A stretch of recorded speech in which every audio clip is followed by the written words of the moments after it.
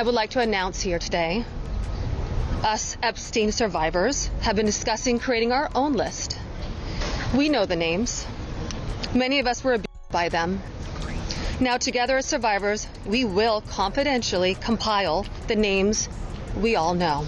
Epstein survivors from all over the world have been blowing the whistle for decades, trying to tell their story to anyone who would listen, but unfortunately nobody did. That is until now. Although for some of these survivors, it might be a little too late. We're outside the farm property of 41-year-old Virginia Giuffre, where her family said in a statement she took her own life last night following a lifelong battle as a victim of abuse.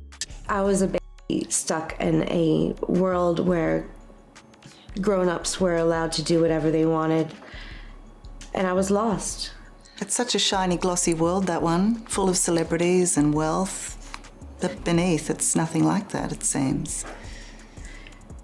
Money should not be able to buy you the power to get away with hurting people. On December 19th, 2025, the U.S. Department of Justice dropped thousands of documents in the Epstein files. Emails, photos, and videos exposing the upper echelons of society, musicians, politicians, and even royalty. But it wasn't just members of the upper class that were being exposed. The names of hundreds of Epstein survivors were also unredacted for everyone to see. The United States Department of Justice in this aspect failed to protect the victims. Will we ever hear those tapes? Will we ever hear those names? Is it a matter of waiting for certain people to die because you can't defame someone who's dead?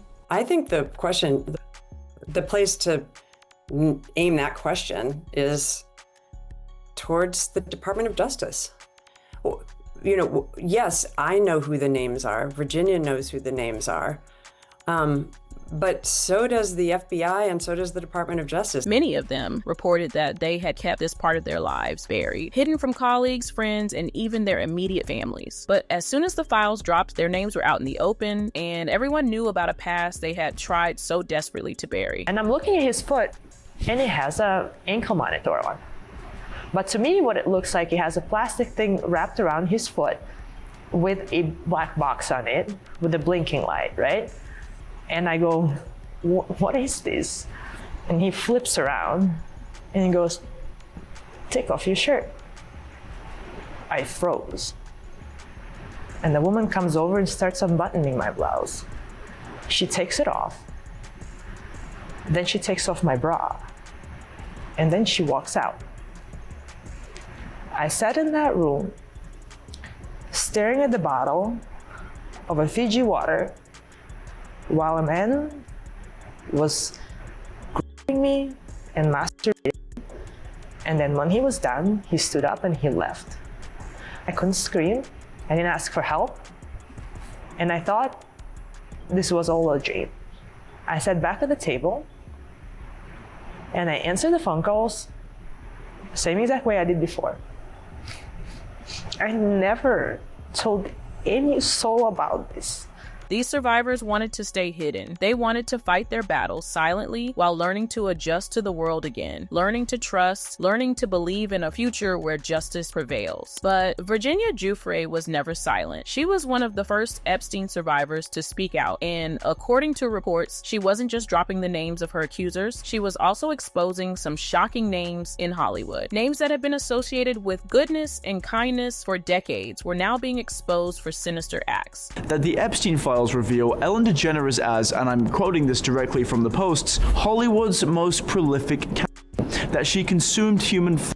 People are sharing distorted images of her face, writing paragraphs about underground dystopias, calling her a vampire. In May 2009, Virginia Giuffre filed a civil lawsuit against Jeffrey Epstein and Ghislaine Maxwell, alleging that she was ST'd by both of them. Her battle with Epstein's lawyers and his team lasted for 2 full years until they reached an agreement in 2011. A private settlement of $500,000 was paid into her account, and as soon as the money dropped, Virginia took her story to the media. She exposed numerous names in the industry, and it wasn't just about Jeffrey Epstein's CT operations. She allegedly revealed things that were more sinister, things allegedly related to pizza consumption. Let's talk about something very controversial, pizza. I have this crazy idea that I will order pizza, and so if I do, I don't want it to go to waste. Who will eat pizza if I...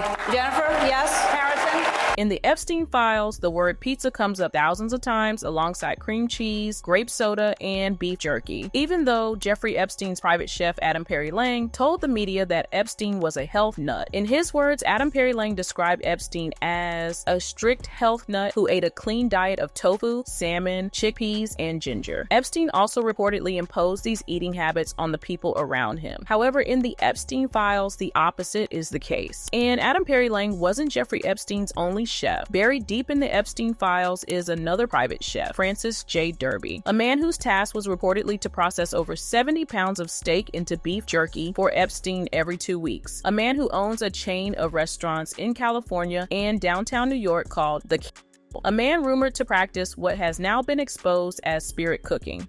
Marina Abramovich, the spirit cooker. This is her performance piece where she wrote all of this out using bodily fluid ingredients. And by that, I mean all bodily fluids. Spirit cooking. And you find all those celebrities eating the spirit cooking. Marina Abramovich, the spirit cooker. And they're all there.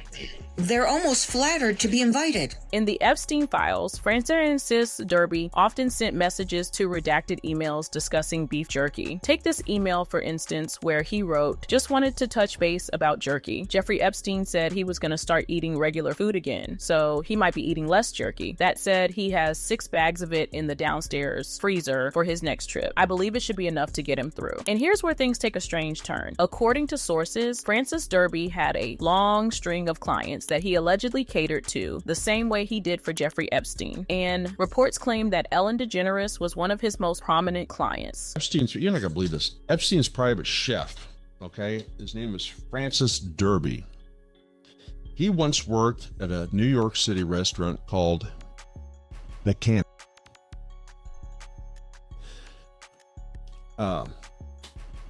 Documents detailed a 6-month culinary operation that involved processing over 70 pounds of steak into jerky in just a 2-week period.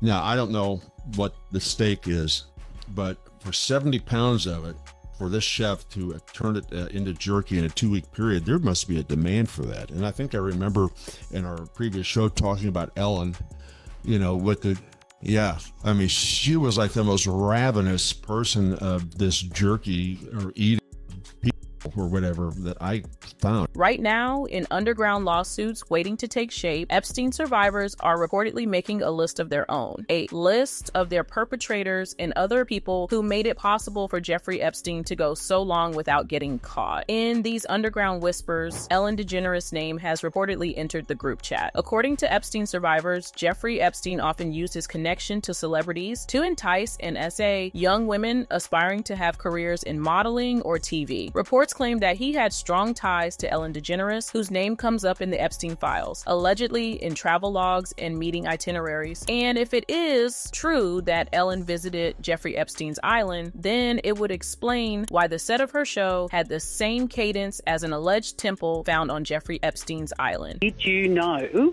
that Ellen DeGeneres' stage set is exactly the same as on Epstein Island, with all the couches, the same colour, the same soft furnishings, palm trees, window, everything to the T. And I'm like, really? Yeah. Wow. Oh. Hey, and we're getting some up now. Getting some up now on our screen? Yeah, there's palm trees. You're right. But look at the backdrop behind her, striped building. No, Emma, there's palm nothing trees. to see here. So don't berate her. I'm not berating, I'm just saying. I'm going to look further. Internet detectives are also pointing out that people around Ellen DeGeneres who tried to expose her passed away under mysterious circumstances, similar to how the people who tried to expose Jeffrey Epstein did. Ellen's ex-girlfriend Anne Heche was allegedly in the middle of doing a docuseries, which sources say centered around Ellen and her pizza addiction, but unfortunately she passed on before she could finish. The last time Anne Heche was seen was at a local salon in Los Angeles, where she hurriedly purchased a bright red wig. Insiders claim the wig was bought as a disguise. A few hours later, Anne's car was reportedly found in an accident, and according to reports, she passed on the spot. However, video references claim otherwise. Anne was reportedly still alive even after the car crash. She was recorded sitting up from a gurney, fighting the medical personnel trying to carry her into the ambulance. Actress Anne Heche remains in a coma after that fiery car crash. Her condition is far worse than originally believed. Oh my gosh. According to her spokesperson, she's in critical condition and on a ventilator. Her burns will require surgical intervention, and she has significant pulmonary injury. She looked up top and said, "Hey, can I buy that red wig?" I said, "Sure." So I went up to grab it for her. I told her, I said, "It's not cut or styled." She says, "No worries, I want it anyway." Did she appear in any way inebriated or drunk or impaired?